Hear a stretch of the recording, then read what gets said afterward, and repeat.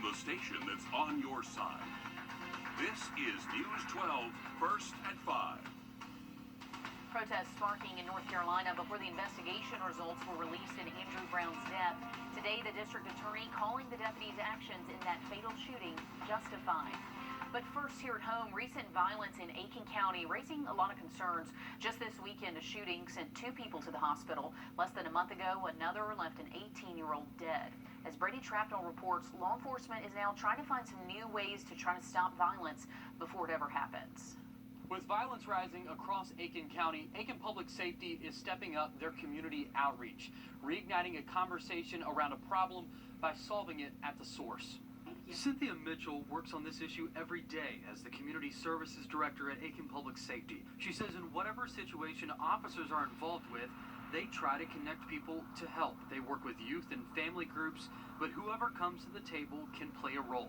The Aiken County Sheriff's Office agrees that violence can be stopped only through community policing. So not only are they increasing patrols in trouble areas, but stopping to build relationships. Aiken Public Safety says it has to be a collective effort. Prevention and early intervention. And we know that doesn't always happen that way. But when we have those core relationships in place, it can make a tremendous impact on anyone's life who may be considering violence. On News 12 at 6 o'clock, you'll hear from a man who's now devoting his life to solving this issue. He was actually shot 9 times just over a year ago, and now he's trying to use his life to make a difference. Reporting in Aiken, Brady Trapnell, on your side. The body camera footage showing the fatal shooting of Andrew Brown finally released to the public today. As Michael George reports, prosecutors now say the police officer's deadly use of force was justified. We do want to warn you, though, even so, the video is disturbing. Prosecutors showed body camera footage they say proves Andrew Brown Jr. was driving his car towards sheriff's deputies when they opened fire, putting them at risk, as they announced no charges will be filed against the officers. The shooting of Andrew Brown on April 21st, 2021 was justified to protect the safety and lives of the deputies on the scene. Brown was killed outside his home in Elizabeth City, North Carolina last month by deputies serving warrants on felony drug charges. The officers who used deadly force on Andrew Brown Jr. did so reasonably and only when a violent felon used a deadly weapon to place their lives in danger. Brown was shot multiple times, including once to the back of the head. His family has called his death an execution. My father did not deserve to die at all. In a statement Tuesday, lawyers for the Brown family said to say this shooting was justified, despite the known facts, is both an insult and a slap in the face to Andrew's family, the Elizabeth City community, and to rational people everywhere. Andrew Brown! The killing has sparked nearly a month of protests from people demanding the public release of the body camera footage. Despite playing portions of the video Tuesday, prosecutors say the footage will need to go through the courts before it's released to the public. Now, the Brown family is demanding the court release the full video and is asking the Justice Department to intervene. Taking a look out this afternoon over Wheeler Road, clear skies. Well, actually, that's kind of cloudy, so I jumped the gun. I'm on autopilot. But I guess it's kind of cloudy, Riley, just not a lot of rain in those clouds. There you go. Yes, that's exactly right. Cloudy for most of us this afternoon, but very little rain on radar that we're currently tracking. These clouds are actually help keeping us a little bit cooler than average. We're at 84 degrees, which sounds warm, but actually our average high this time of year up to 87 degrees. Yeah, we're getting late in May, folks. But as far as rain goes, not much out there. Looking at Doppler Max radar across the 2-state, any shower that is trying to form just doesn't last all too long. It just kind of pops up, then fizzles out. We are tracking some very light rain in Allendale County, just south of downtown Allendale. A few very light returns on radar, nothing more than just a few raindrops out there. So most of us do look dry for the rest of our Tuesday. Now here's a look over Lake Murray, and what looks like rain right there is actually just probably of a cloud. It's not any rain hitting the ground as we were looking at radar earlier. Now our current temperatures are at 82 in Aiken, 79 in Edgefield, up in Saluda you're at 76. We are the hot spot here in Augusta at 84 degrees. Daniel Field, you are at 82. Looking good this evening for the Green Jackets back in town tonight, taking on the Fayetteville Woodpeckers. First pitch is at 7:05. Looking great for baseball weather this evening, starting in the low 80s, ending the game near 70 degrees. We'll have a look at a hot forecast in that 7-day in just a little bit. So the decision to wear a mask or not, if you've been vaccinated, is now up to you. According to CDC guidance and state policy, masks are not mandatory for fully vaccinated people in South Carolina. But nobody is checking vaccination status, causing a headache for businesses worried about potential lawsuits if someone gets sick in their store. State House reporter Adam Minzer joining us live now from Columbia. So, Adam, is fear of lawsuits, is that what's kind of causing the mixed bag of mask policies we're seeing?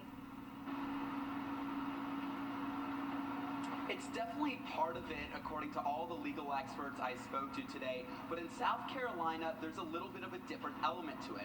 That's because Governor McMaster earlier this month signed into law a bill called the COVID Liability Bill. Now, that bill, according to experts, would give businesses some protection if they follow state and federal guidelines when it comes to masking and stuff like that. But those guidelines, well, they're built on trust. But I would say that assumption of the risk is actually a complicated legal analysis, and I'm not sure at all that it would apply to a child going into a public establishment during a public health emergency and getting an infectious disease. This is uncharted water. And children are just one example, Professor Fox says. Some immunocompromised people can't get the vaccine. Hey, sir, do you have a second? Going around Columbia, most people who were vaccinated or planning to get it told me they were still masking up in public businesses. Unvaccinated people, most said they were going maskless. I'm going to continue to wear my mask until I'm totally convinced that everyone has had their vaccine. Yeah, I have not worn a mask in over a year. I just don't believe. I believe that we can breathe air. Because I don't know if you got vaccinated. We're doing the Boy Scout, like, I trust you, you trust me thing. So when it comes to that honor system we were talking about, I asked one woman who says she was unvaccinated and didn't have plans to get the vaccine whether she was going into stores without a mask. She said she is going maskless and sees these CDC guidelines as now voluntary, so she can pick and choose when she wants to wear that mask or not. Reporting live from Columbia, Adam Minzer on your side. Uncharted waters for sure, Adam. Thank you for breaking that down for us. Some new visitation policies at both AU Health and the Children's Hospital to tell you about. 2 people at a time can now visit a patient at AU Health in Chog. Those 2 people can change out with others as long as the patient doesn't have COVID or isn't immunocompromised. You do still have to wear a mask in the hospital, though. If you're in need of food, Golden Harvest has you covered coming up while you're there. You can also get the COVID vaccine, so that is a real twofer. They are partnering with AU Health to help get the vaccine into communities that may not have access. There will be food and vaccines at the Master's Table Soup Kitchen in downtown Augusta tomorrow from 11:30 to 1:30, and on Saturday they'll be at Thompson McDuffie Middle from 10 to noon. Also tomorrow you can get a vaccine at the MTAG Sports Complex from 5:30 to 7:30. On Thursday you can get a shot at the High Point Crossing Apartments. That's from 2 to 4, and both of those clinics are walk-in, so you don't have to make an appointment. Here at home, 2 dogs are being watched pretty closely after they were attacked by a rabid fox off Peach Orchard Road. This happened back on May 11th. Officials say make sure your dogs and cats are up to date on their rabies vaccines. Don't let them roam free right now, and avoid feeding them outside if you can. They are letting people in that immediate area know to avoid contact with wild animals as well. Palestinians is in critical condition. Today, we are saying goodbye to actor Charles Grodin. You might recognize this offbeat writer and comedian from The Heartbreak Kid. He was also the dad in Beethoven, or any of his 53 appearances on late-night talk shows with Johnny Carson or David Letterman. He was a favorite on those shows. Family says the 86-year-old actor passed away at his home in Connecticut after a battle with bone marrow cancer. A River Ridge elementary teacher being remembered after she died unexpectedly. Today, the school held a ribbon cutting for a nature trail right there at the school. They dedicated the rock garden on the trail to Lee Guerin. Her daughters say they know their mom is smiling. These kids meant everything to her, and everything, and watching their development and watching what they did today to honor her. I know she's looking down right now and smiling and probably shedding a few tears, but they're happy tears. Such a sweet thing those children did, and they said seeing the trail was beautiful, and they just loved how the kids put so much time and thought into making it how they wanted and how Lee would have wanted. This is State Trooper Frank Elm. He is out there cutting the grass in a ditch after an older man slipped and fell while he was out there cutting the grass. EMS crews came out to check on the man, and while they were evaluating him, Officer Frank Hill, well, he got to work. He rolled up his sleeves and he finished cutting that ditch for him. The Georgia Department of Public Safety took to Facebook, sharing this photo, saying this is what community is all about. That is the truth right there. And if people need to head out tonight to cut the grass, Riley, it looks like they'll have pretty decent weather. Looking good out there this evening, and take advantage of the slightly cooler temperatures because we're looking above average as we head later into the week. Have a look at a hot forecast coming up. Plus, a Florida doctor leaving millions and millions worth of dollars behind after losing his battle to COVID, how his family is keeping a passion of his alive.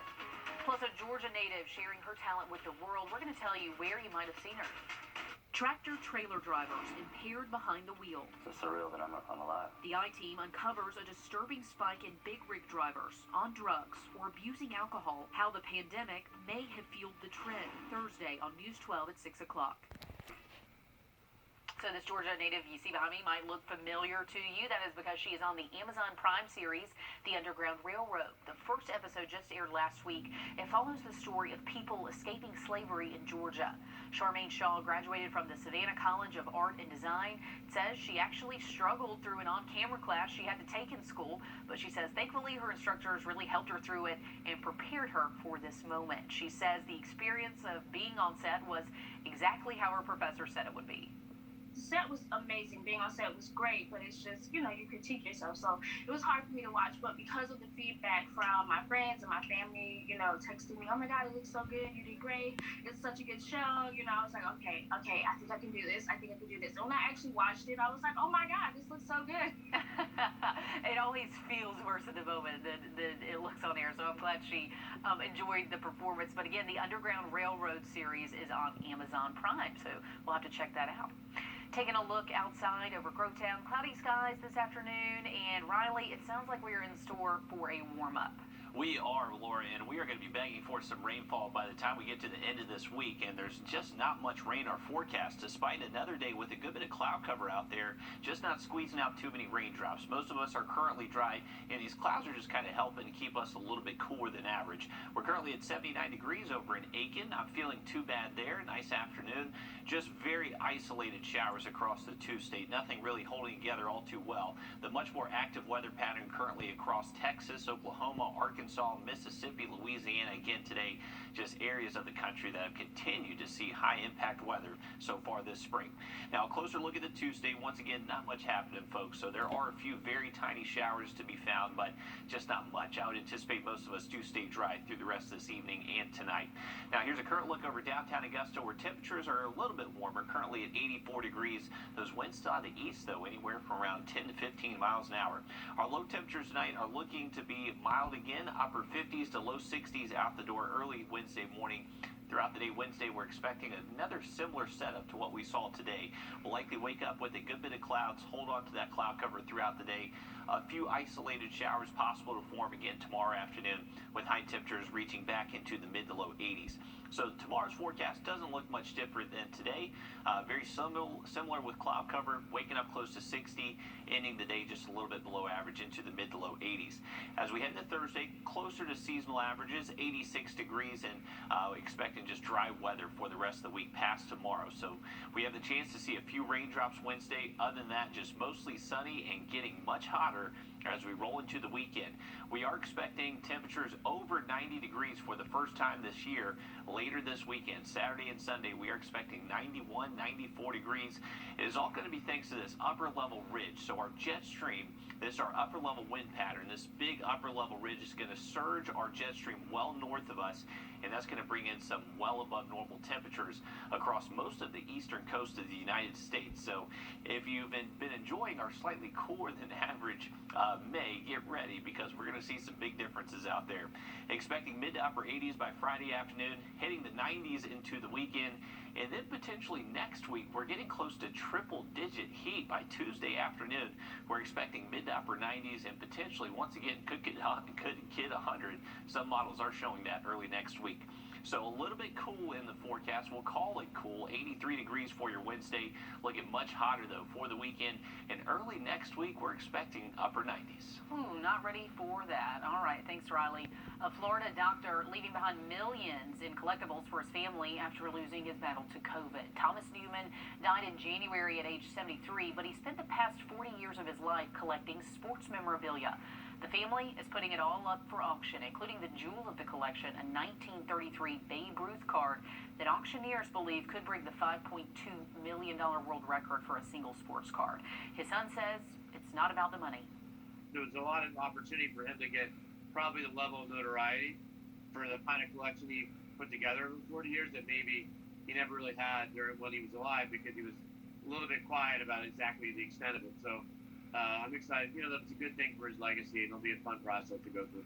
That's an interesting explanation for that. But a California auction house will host the auction, which begins June 21st. But man, what a collection there. Investing in real estate, well, it usually takes a lot of cash flow, but investing in digital real estate, well, that's something you and me can do. Coming up, how people are making a lot of money buying websites. While the others look forward to serving you. Finding a place to board your pet has been quite a challenge lately after the pandemic. An animal lodge in Savannah is already seeing the increase of people probably heading out on vacations. They say it's pretty typical now for them to be booked up weeks or even months in advance. And finding any place for your pet, whether it's boarding or even doggy daycare, is tough to come by right now for a number of reasons. A lot of people got dogs during COVID. I think a lot of people are still working from home, and they kind of need the dogs out of the home to work. She says the best thing you can do to make sure your pet has a place to stay is to plan ahead. Earlier this month, we told you about new housing going up in Columbia County, and we took a closer look at the housing market and affordable options here locally. And we were told prices are really spiking for rentals, townhomes, even houses. So tough market out there. But as Jamie Tucker reports, you don't have to have a lot of money to invest in another kind of real estate, and you could make millions.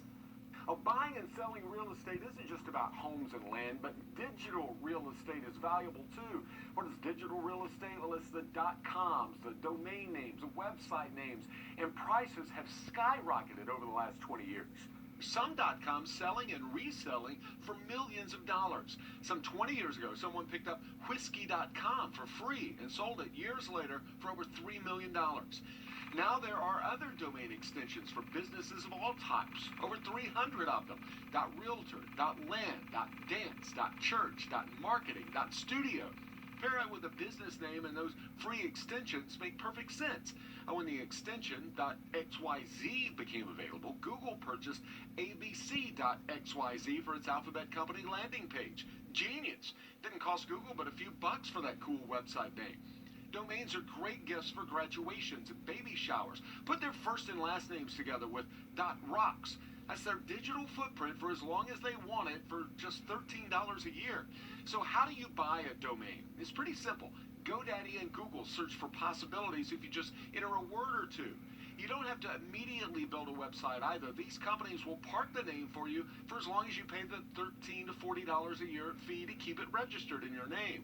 Sure, you can buy someone a square foot of land in Scotland as a gift, but digital real estate, it's actually real estate they can use. That's What the Tech. I'm Jamie Tucker. There are more than 130 million registered .com domains, but about 2/3 of them are not being used and are put up for sale by domain speculators. But interesting new domain, if you will. Just into our newsroom, taking a live look here at Capitol Hill, Congress has approved a bill to fight hate crimes against Asian Americans. The bill just passed. Peace of mind with Rhodes Law Firm. All right, let's take a look at our high temperatures over the next 5 days. We are expecting highs to just gradually be going up this roller coaster as we head into the weekend. By Sunday, we're talking mid-90s. Now, the good news is through this weekend, it is expected to be a relatively dry heat, but as we head into early next week, that's when some humidity could start to show up, and then we're actually talking even hotter temperatures next Monday and Tuesday. So the 83, 86 degrees the next couple of afternoons, that's going to feel somewhat cool for us because the 90s are going to make a return, and they're going to stick around a while, folks. By this weekend, 91 for your Saturday, 94 Sunday, upper 90s next Monday and Tuesday. Very little rain in this 7-day forecast, just a chance for a few isolated showers tomorrow. Oh, we are not ready for those upper 90s quite yet, but ready or not, here they come. That'll do it for us, but we do have more news ahead on First at 5, coming up here at 5:30. Stay with us.